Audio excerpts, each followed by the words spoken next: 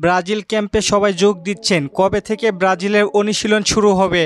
ব্রাজিলের ক্যাম্পে সবার আগে যোগ দিয়েছেন এস্তেভাও উইলিয়াম। তারপরে তিনি বলেন, এক দেশ থেকে আরেক দেশ মুভ করে খেলাটা একটু টাফ, তবে আমি এখন এসবের সাথে মানিয়ে নিচ্ছি। চেলসির টিমমেটদের হেল্প করেছি, ব্রাজিল টিমমেটদের হেল্প করতে আমি ফিজিক্যালি ও মেন্টালি প্রস্তুত। আজ ব্রাজিলের ট্রেনিং ক্যাম্পে যোগ দেওয়ার পরে বলেছেন এস্তেভাও উইলিয়াম, কার্লো আনচেলত্তির জন্য বেশ টাফ হতে যাচ্ছে ম্যাচগুলো।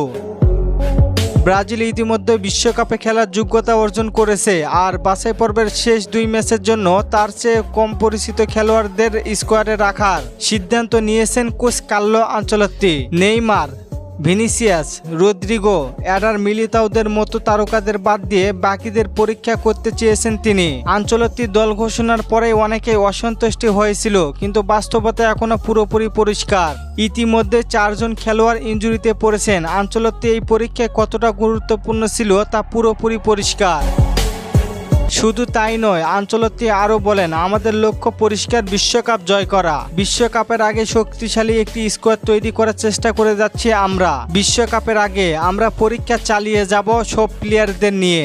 আর হ্যাঁ, নেইমার বিশ্বকাপের নেতা হবে। এখন দেখি কবে থেকে অনুশীলন করবেন ব্রাজিল। ব্রাজিলের মোট 3টি অনুশীলন হবে, 1 তারিখ থেকে 3 তারিখ। তবে 1 তারিখ অনুশীলন হয়নি, কারণ অনেক প্লেয়ার এখনো হোটেলে পৌঁছতে পারেনি। তবে 3 তারিখের আগে পূর্ণ অনুশীলন করবেন ব্রাজিল। আগামী 5 তারিখ চিলির বিপক্ষে প্রথম ম্যাচ 6টা 30 মিনিটে মাঠে নামবে 5 বারের বিশ্ব চ্যাম্পিয়নরা, এবং বলিভিয়ার ম্যাচটি হবে 10ই সেপ্টেম্বর।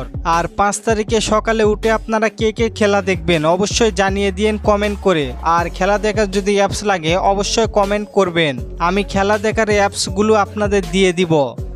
আর ফুটবলকে নিয়ে নতুন কোনো প্রশ্ন থাকলে করতে পারেন, পরবর্তী ভিডিওতে রিপ্লাই করব। অবশ্যই নাম দিয়ে কমেন্ট করবেন। ধন্যবাদ।